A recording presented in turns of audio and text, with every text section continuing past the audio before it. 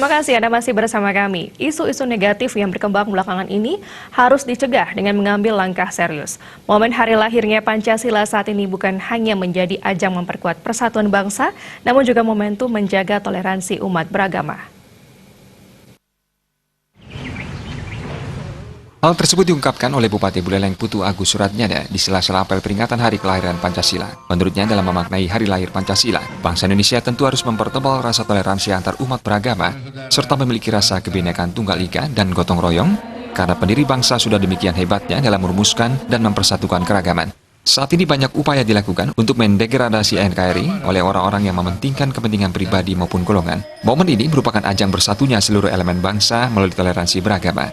Di samping memberikan apresiasi kepada pendiri bangsa, Bupati memberikan apresiasi kepada para guru pendidik yang sudah menanamkan nilai-nilai Pancasila yang dimaknai bersama dari tingkat paling bawah.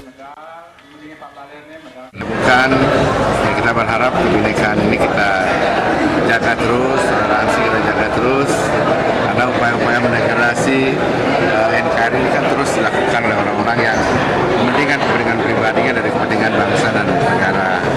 Harapan saya, di samping kita memberikan penghargaan kepada founding fathers, juga kita mengapresiasi kepada adik-adik kita, khususnya guru-guru yang telah menanamkan nilai-nilai Pancasila untuk dimaknai bersama dari tingkat paling bawah. Semangat persatuan merupakan pilar utama kehidupan berbangsa dan bernegara.